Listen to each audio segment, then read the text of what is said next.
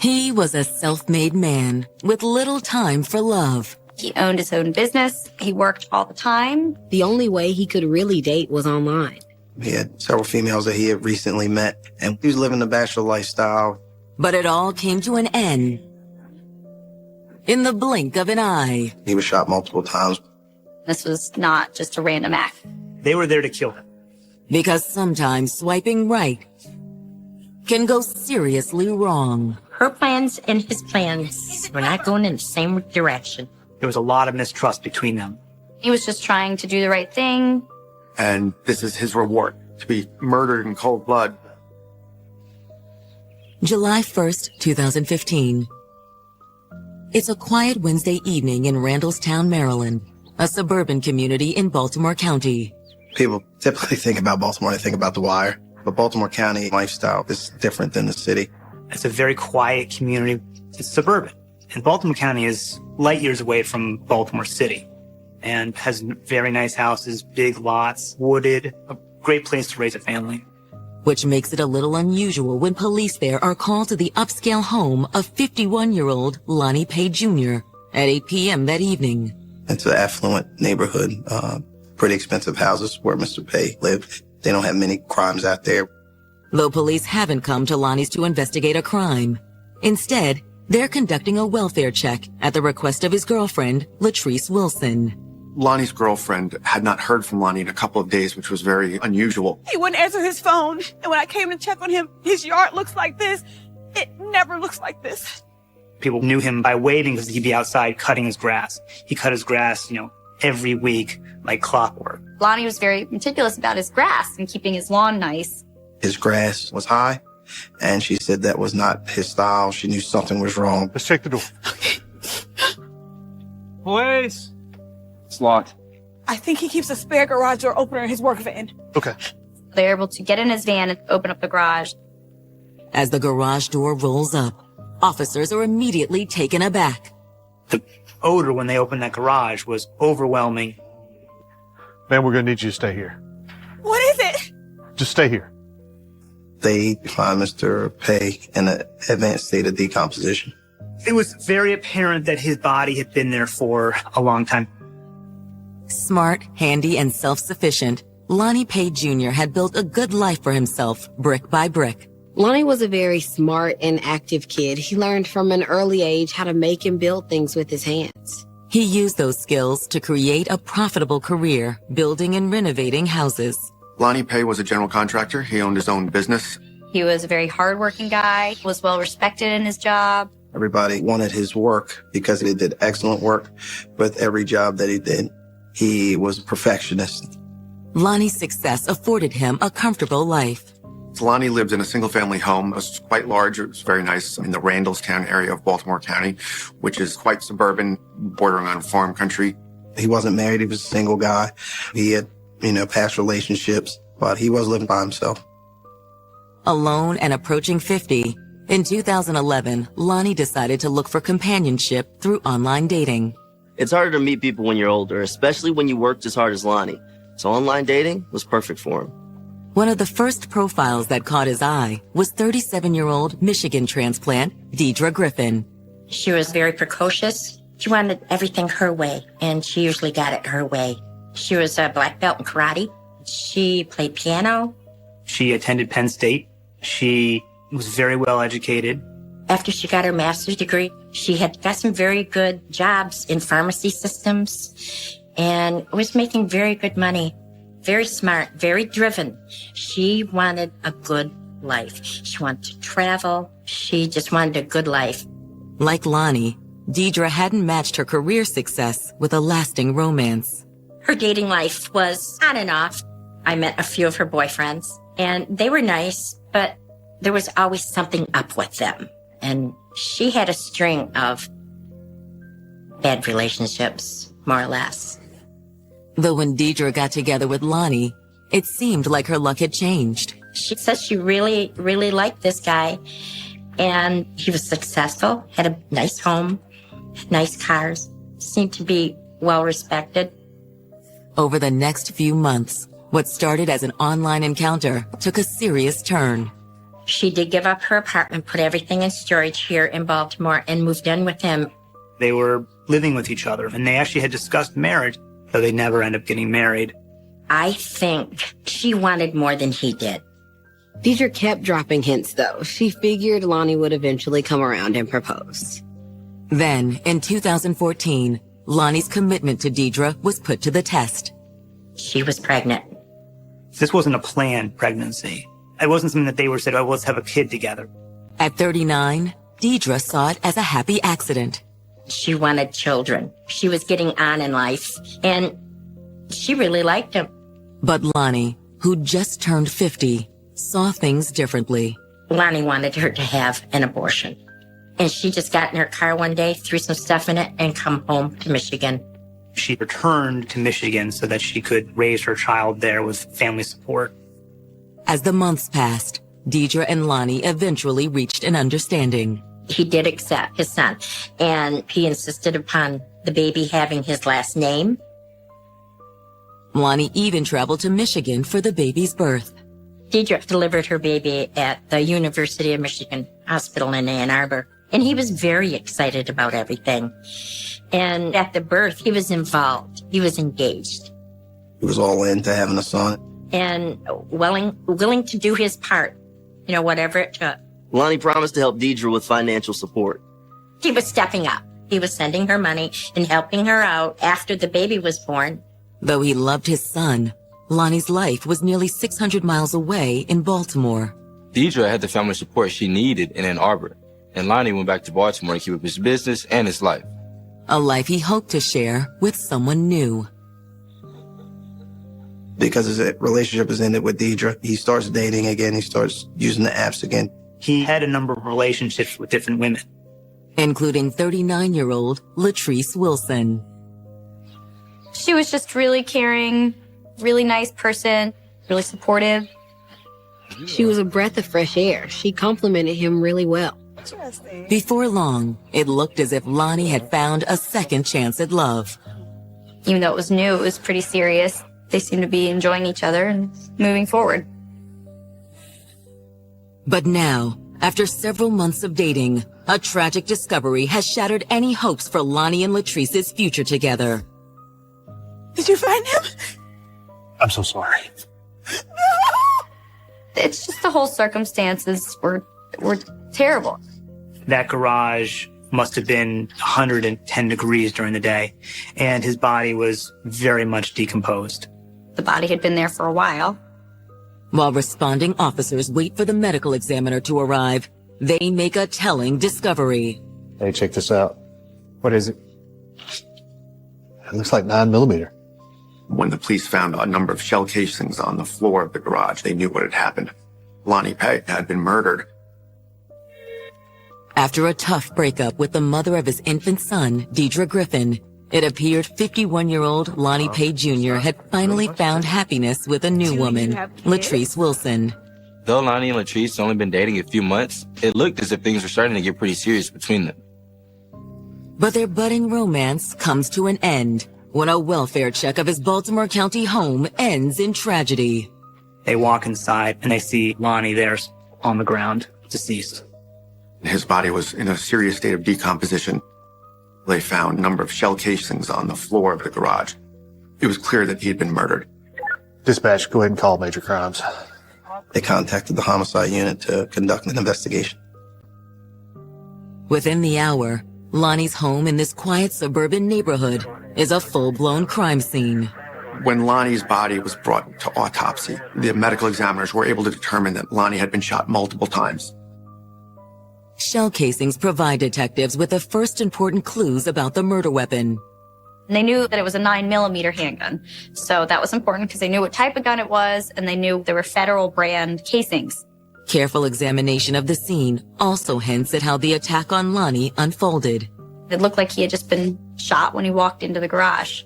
He actually brought some mail in and placed the mail down on top of the truck's bed, and it was still there when the police came. Was it possible he walked in on a burglar? To detectives, the evidence says no. His cars were still in the driveway. Nothing was missing of any value that we could tell. There was no forced entry into the house. This clearly was not a burglary. This is somebody who was only there to kill him. Which means that to find his killer, detectives will need to answer another question first. Who's mad at Mr. Pay? Is it a business partner? Is it a disgruntled customer? Is it a relationship that he has with somebody? Detectives start their search by questioning Lonnie's new girlfriend, Latrice Wilson. She's the one who was concerned about him. She's the one that called and brought the police presence to Lonnie's home. How long have you known Mr. Pay? Not long. We met on a dating site. According to Miss Wilson, the relationship seemed to be flourishing. They were getting to know each other better. It was a lot of text after text after text after phone call. But according to Latrice, their fledgling relationship had come to an abrupt end about 2 weeks earlier. She last saw him on June the 19th. She had actually spent the night at his residence. He was still getting dressed when I left for work. Did you speak to him after all that?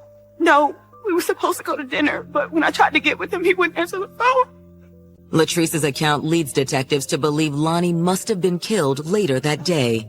That is, if Latrice is telling the truth. The person who last sees somebody before they're found deceased is, of course, a suspect. Latrice's story also gives detectives another reason to be suspicious. They were asking her, why didn't you call the police sooner? You didn't hear from him from almost 2 weeks? No, I assumed he was out of town. He was supposed to go to Michigan the next day. Latrice told detectives that Lonnie had a son, about a year old, who lived in Michigan with his mother, Deidre Griffin, who's Lonnie's ex-girlfriend. She said she hadn't heard from Lonnie in a number of days and that she found that really weird, even though it was a new relationship. But she let it go for a little bit because she knew this visitation was coming up. How did they get along, Lonnie and the baby's mother? Deidre, they weren't together, of course, but Lonnie said they had an arrangement. He wanted to be in his son's life. He wanted to take care of his son. So he goes to Michigan to see his baby, but he doesn't answer his phone? That's what I got to thinking. Latrice says that after a week and a half with no contact with Lonnie, she'd really started to worry. She had called him numerous times. She had texted him. She had stopped by the house. She had been there checking, like knocking on the door, trying to get a hold of him, and no answer. And she hadn't heard anything from Lonnie, which was not normal for their relationship. Finally, on July 1st, Latrice decided she'd waited long enough. That's why I called you guys. She hasn't seen Lonnie, and she still hasn't heard from him when she calls the police. For detectives, the fact that Latrice eventually did call the police does lend credence to her story. It would make absolutely no sense for that girlfriend to have killed Lonnie and then call the police and bring police presence to the home. Still, detectives will need to rule Latrice out as a possible suspect. And thanks to Lonnie, they may have a way to do it. Lonnie had equipped his home with a security camera surveillance system. There was a camera on the front door and there was a camera on the garage door. Detectives put in a request to the security company to obtain the footage. Next, they reach out to Lonnie's father to deliver the painful news. When we went to the house to inform him of his death, Mr. Pay's father took it as well as a father would take knowing his son was just murdered. I know this has to be hard, sir, but can you think of anyone who would want to hurt your son? No. Lonnie got along with pretty much everybody. He was a perfectionist. It didn't seem that anybody would complain about the work he did, and he didn't have any business partners, so there were no feuds there. It didn't seem that he had enemies. The only person he had trouble with was Deidre. The baby's mother? Yeah. He had been in a protracted, heated custody battle with his baby's mother, Deirdre Griffin. You never even wanted a child. She fought hard to keep him from getting joint custody. Look at me when I'm talking to you. Was she willing to take this fight into her own hands? He's my son. Never be my son. This isn't over. Just hours after finding Lonnie Pay Jr. dead in his suburban Baltimore garage, detectives have received important information concerning his relationship with Deidre Griffin, Lonnie's ex-girlfriend, and the mother of his infant son. When we asked the family if he had anything going on in his life, everybody pointed towards his custody dispute with Miss Griffin. He realized as soon as Deirdre moved back to Michigan that he wanted to be a part of his son's life. And he was more than willing to go to Michigan, pick up the baby, take the baby back to Baltimore for a few days. According to Lonnie's family, Deidre was agreeable to letting Lonnie see their son, but only on her terms. She wanted to control when he was able to see the son, and she wanted to be around. She actually wanted him to fly her to Baltimore every month. Lonnie responded by taking Deidre to court. And he hired an attorney in Michigan and went for joint custody of the baby. And lo and behold, he won the case. He got 5 days unsupervised per month. If the custody dispute alone isn't enough to make detectives suspicious of Deidre, there's also the timing. Lonnie had been scheduled to have his very first visitation with his son about a week before he was found murdered. The coincidence is a huge red flag for detectives. Now we need to go to Michigan to interview her to find out her whereabouts on June the 19th. The next morning, detectives catch the first available flight to Michigan. And by that same afternoon, they're questioning Deidre Griffin. Right off the plane, we went to the house. Police and like 4 cars drive up in the driveway. They get out and they said, we'd like to speak to Deidre Griffin. She didn't seem too surprised that we were there. She knew about the victim's death because Lonnie P's stepmother called her and told her. She was very cooperative. She told him about the custody situation. We broke up when I got pregnant because Lonnie didn't want kids. Then, after I had the baby, he decided he wanted a son after all. And you fought him on that? Well, it's a big hassle with him in Baltimore. After she became pregnant, she decided to move back to Michigan so her mother could help her raise her son. Though according to Deidre, things hadn't gone entirely to plan. In Michigan, she couldn't get a job. She had been out of work for over a year and she was running out of savings. So when this job came up in Baltimore, I jumped at it. What do you mean? She actually had just been in Baltimore for an interview for a nursing position at Johns Hopkins. She said, in Michigan, you cannot make the money that you make on the East Coast. She says that's where you make the best money at. And she had wanted to work at Johns Hopkins for a long time. And she finally had that interview. When was the interview? June 16th. Yeah, 16. She had been in town 3 days before the victim's murder. So that was alarming to me. Despite detectives' concerns, it appeared that Deidre had nothing to hide. She was very forthcoming with information as far as where she stayed, where she rented a car from, when she returned to Michigan. She left the 17th. She flew back to Michigan. She did have a itinerary that confirmed that. While you were in Baltimore, did you see Lonnie? No, we don't really talk anymore. Plus, according to Deidre, Lonnie was due in Michigan that week to pick up their baby. On June the 24th, Miss Griffin was supposed to meet Mr. Pay at the Bay County Sheriff's Office to drop their son off. Though to Deidre's chagrin, when June 24th rolled around, Lonnie was a no-show. She was planning to meet at the Bay City Police Department in the lot there. It's called a safe lot, where you can do drop-offs and meets like that with children. She waited for 30 minutes or so and then leaves after he doesn't show up. I was upset because I had gone through all this trouble to get ready for this visitation, and he didn't show. Now I know why. Detectives wrap up their interview with Deidre and set out to confirm her alibi. Our plan is to come back home and to corroborate. In fact, she stayed where she said she stayed when she arrived and when she departed from Baltimore and back to Michigan. We checked with the airline, checked her flights, and all that was as she said it was. Detectives followed up with a rep from Johns Hopkins, and she had indeed interviewed. They were able to verify all that. She actually had just been in Baltimore for an interview, and they were able to verify she returned to Michigan on June 17th. And when she left, Lonnie was still very much alive. With both the airline and Johns Hopkins corroborating Deidre's alibi, detectives turned to the one avenue they've yet to explore. We were able to locate surveillance footage from Mr. Pay's residence. The detectives looked through the surveillance just to see who was in the house, who got into the house before he died. The video appears to confirm what Lonnie's current girlfriend, Latrice Wilson, told detectives about the morning of the murder. She was there on the 19th. She left early in the morning. A little bit after she left, about 7 o'clock in the morning, Mr. Pay is seen leaving in his work van. And then in the afternoon, you see an unknown person walk across the surveillance up to Lonnie's house and go up to the door. That person is wearing a hat, is keeping their head down as if to not to be seen. It appears on the video the person used a key to enter the residence. Around 4:30 p.m., surveillance video depicts Lonnie coming home. He gets his mail, He walks in the garage. Then, just 5 minutes later, the mysterious intruder leaves. The person kind of peeking out before they leave the house. And it appears that person uses a key again to lock the house.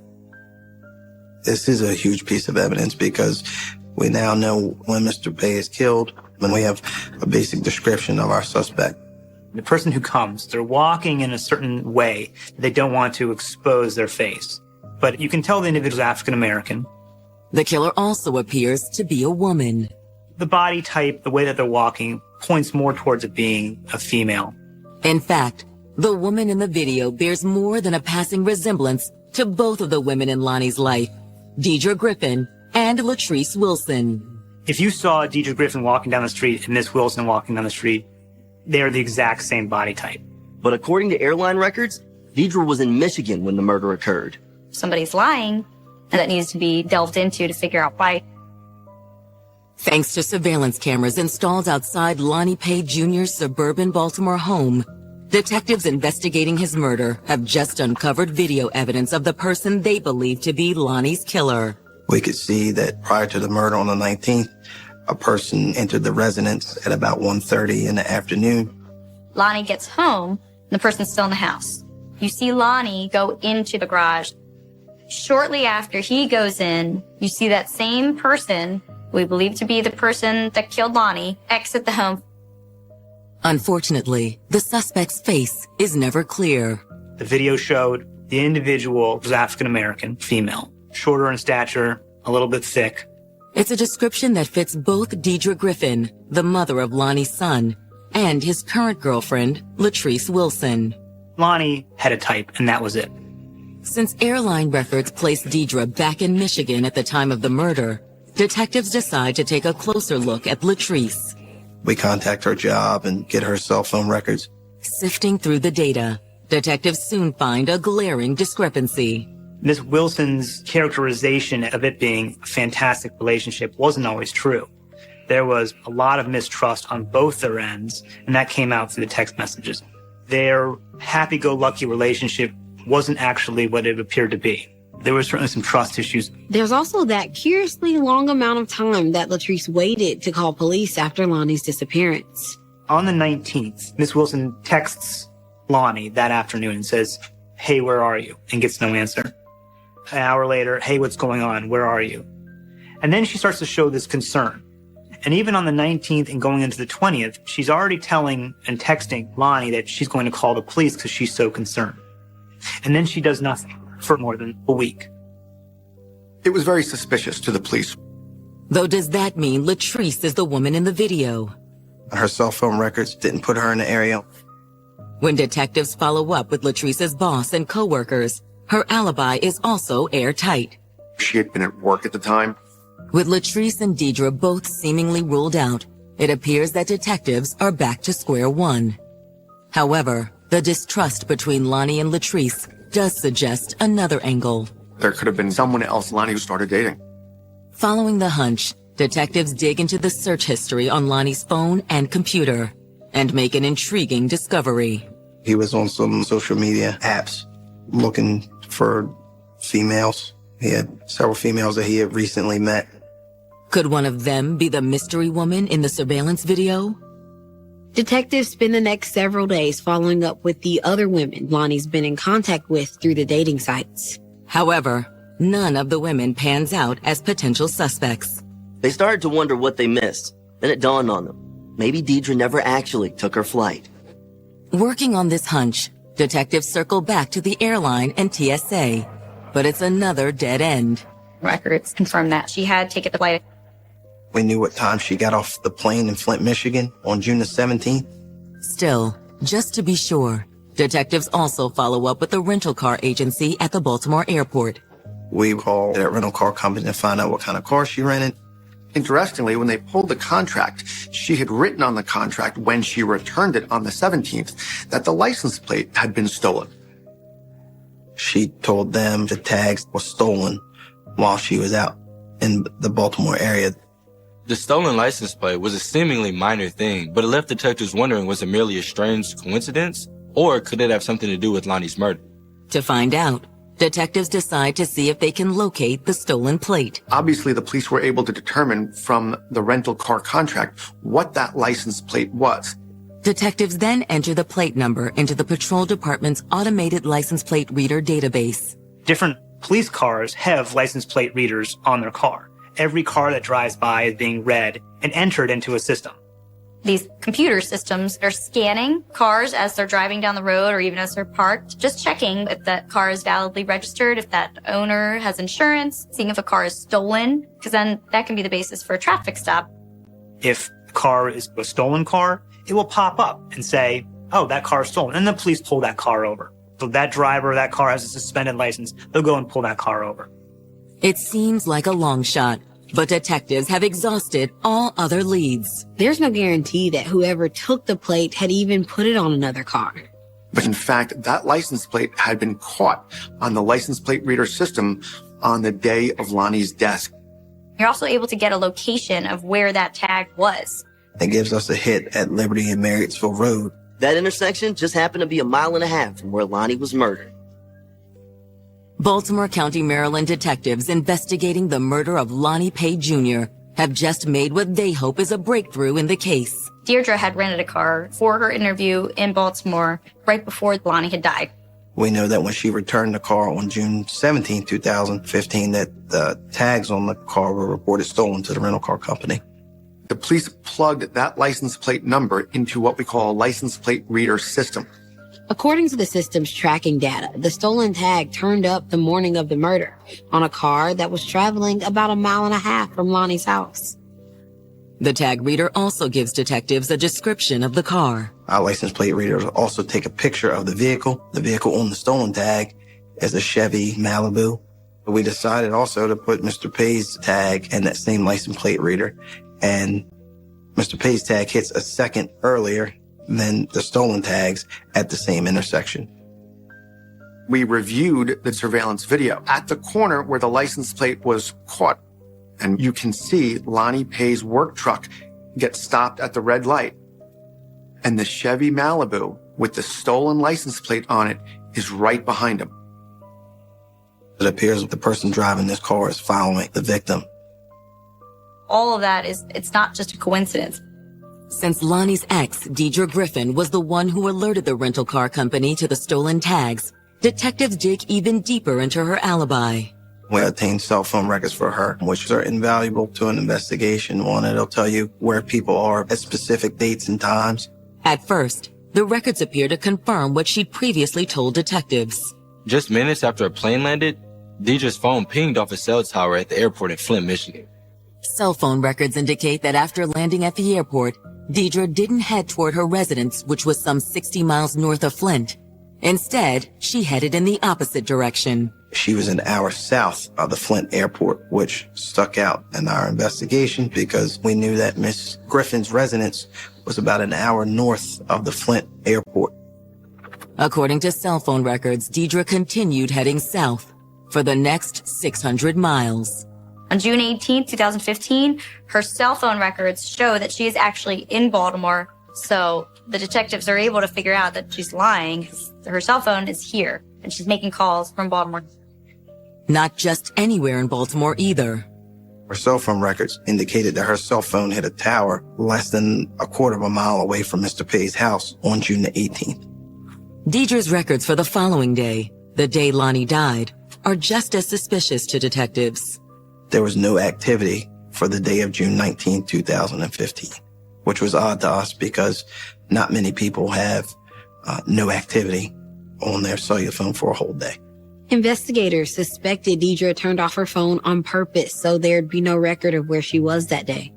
In addition to the curious lack of calls on the 19th, Deirdre's phone records also reveal who she spoke to on the 18th, a Michigan man named Marcus Howard.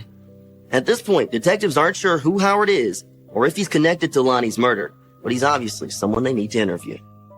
Before heading back to Michigan to confront Deirdre with everything they've learned, detectives follow up on one final lead they uncover from Deirdre's phone records. During that analysis of her phone records, we noticed that she contacted a local storage facility in the Randallstown area. According to the storage facility's records, Deidre had rented a unit there more than a year prior to the murder. When she had moved out from Lonnie's house, she just put some stuff in storage until she figured out where she was going. However, someone had recently accessed her unit. On the 17th, there's activity on Miss Griffin's unit, and on June 18th, there's activity on Miss Griffin's unit. The records don't reveal who accessed the unit, but the facility does have security cameras.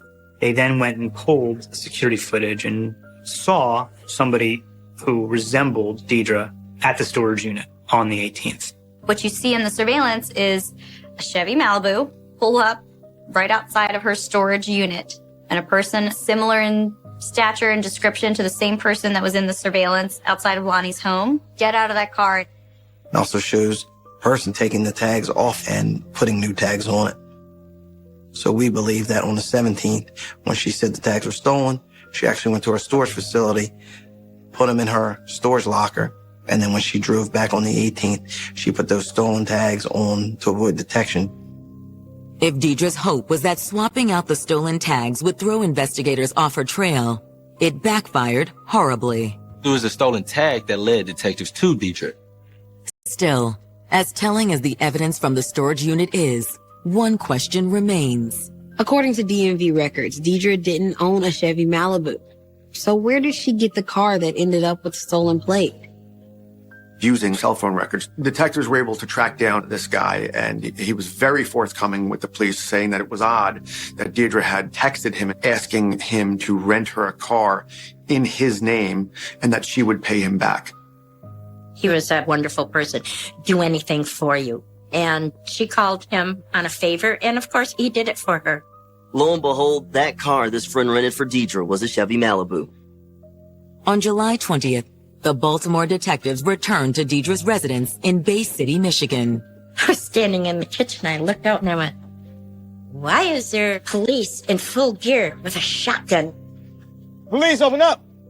Bang, bang, Deidre Griffin, I have a warrant. Let me see your hands. Turn and face the wall. We're arresting you for the capital murder of Lonnie Pay. In my opinion, she seemed kind of defeated that we were back. She thought her story was going to lead us away from her. She did not resist nothing. I think she was in shock. They ushered her out of the house so doggone fast. We wanted to interview Miss Griffin. We also needed to do a search warrant at her residence in the attempt to find the murder weapon.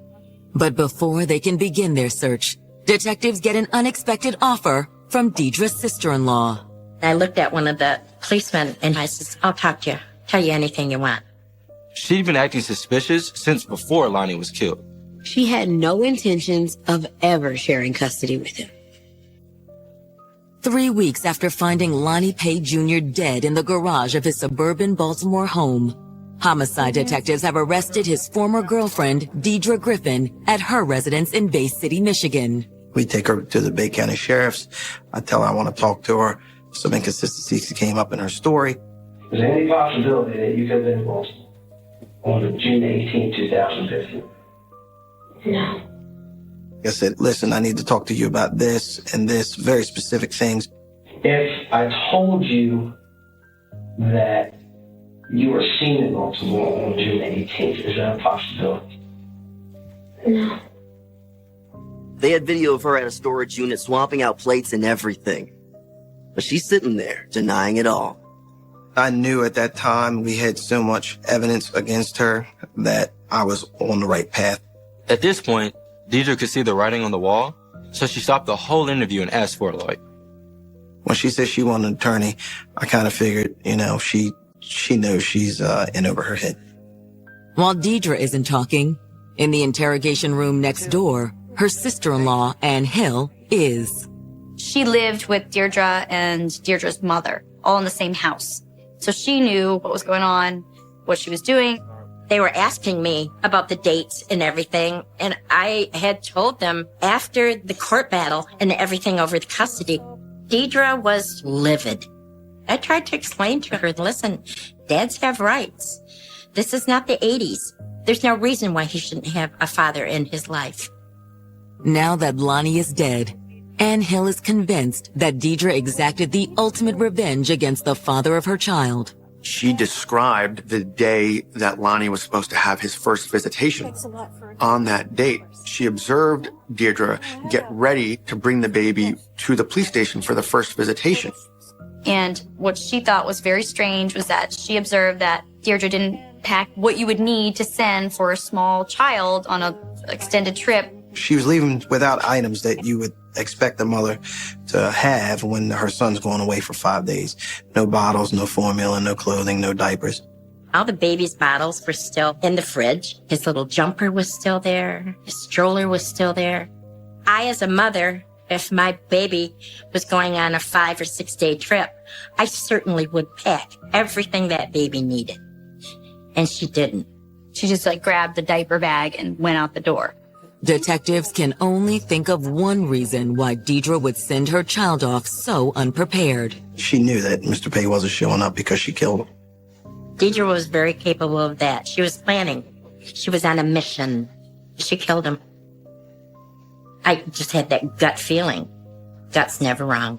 It was her way or no way. No one was getting in the way of what she wanted to do. Still, detectives need more than Ann Hill's gut feeling to make the murder charges against Deirdre stick.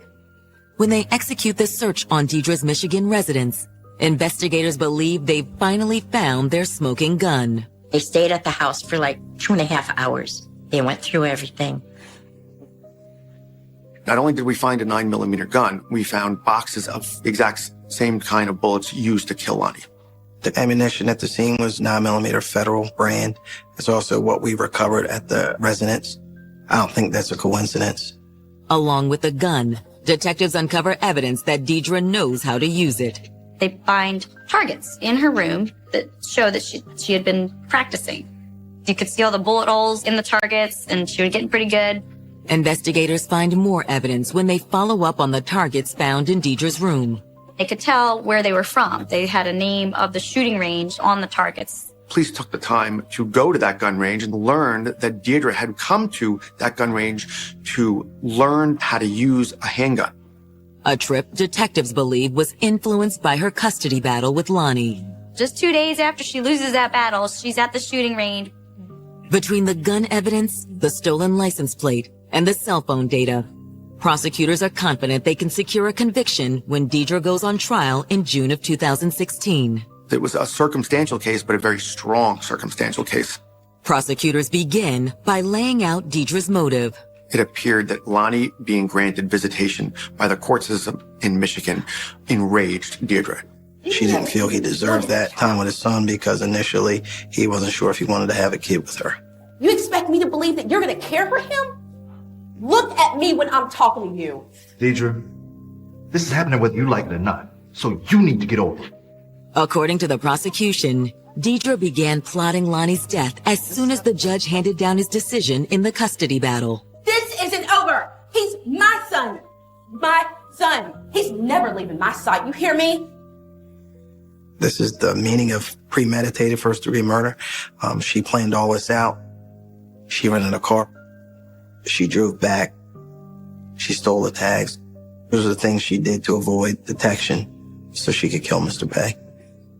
Based on the evidence from the license plate reader, prosecutors believe that once secretly back in Baltimore, Deirdre spent the morning of the murder stalking Lonnie. What we argued was that she was following him to make sure he was out of the house, and then she could then go post up. Then, Deirdre donned a disguise and let herself in the house and waited to ambush Lonnie upon his return. She used to live with Lonnie, and though she told people she had given back his key, the prosecution alleges she either kept it or made a copy that Lonnie didn't know about. She knew that there's a surveillance system in Lonnie's home. She had taken the hat and kind of ducked down. An hour and a half later, you see Lonnie return from his day. And when you saw him enter the garage, it was the last time anybody had seen him alive. Deirdre, what are you doing here? You're not taking my son. Deirdre, he's my son too. It's too late for that. No. Then, according to the prosecution, Deirdre left Lonnie dead in the garage, walked out the front door, and made the long drive back to Michigan. She literally thought she was covering all of her tracks. But at the end of the day, I think she underestimated what we can do now in investigating cases in terms of cell phone records, surveillance everywhere. Deirdre is too smart for her own good. She had multiple degrees, no prior record. She had thought through this, but she didn't think through it well enough. When it's the defense's turn, Deirdre's attorney counters the prosecution's case by pointing out everything it lacks. There was not one piece of physical evidence, not one piece of scientific evidence that puts Deirdre in that house. There's not one fingerprint, not one drop of blood, not one swab of DNA. Most of all, prosecutors have no murder weapon. Ballistics tested on the bullets recovered from Lonnie's body and the gun found in Deirdre's home don't match. That weapon was not the weapon that fired the bullets that killed Lonnie. Because according to the defense, Deirdre wasn't the one who killed him. The defense simply was that Deirdre didn't do it, that the police got it wrong. Lonnie's new girlfriend may have done it. We considered her to be the true suspect in this case. In their closing, the defense argues that Deirdre is only on trial for murder due to the detectives' rush to judgment. There was a custody battle going on, and that's all they needed to hear. They loved the motive of that. They didn't want to hear anything else. However, when it's time for the jury to deliver their verdict, they unanimously side with the prosecution. The verdict was guilty on all charges. I looked directly at Deirdre. No emotion whatsoever. Deirdre was solemn. She didn't show a lot of emotion in the courtroom, but she was upset. Lonnie Pay's family was very emotional. Finally, the killer was brought to justice. The judge sentences Deirdre to life in prison, with the possibility of parole after 30 years. This was one of the most cold-blooded murders I've handled in 20 years. Lonnie absolutely did not deserve what happened to him.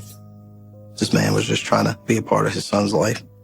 Lonnie Pay was a very nice man. Perfectionist, a brother, a son. Everybody loved him. He's just a well-liked guy. Lonnie's family was devastated at their loss. It just had a ripple effect, you know. Lonnie was trying to do the right thing. He wasn't looking for sole custody, just some visitation with his son. And this is his reward, to be murdered in cold blood. It was all because Miss Griffin had lost control, and she could no longer dictate when Mr. Pay was going to go see his son. It didn't have to go this far, you know. It was only 5 days a month. Nobody has the right to murder anybody. Nobody. And the fact that she took her baby's father away, and now she put herself in prison. Nobody thought of the baby. Nobody. Except Lonnie. And now Deirdre's mother was left to take care of the son. Now Lonnie's son is left without either parent in his life, all because his mother was consumed by bitterness. This was completely senseless and didn't have to happen.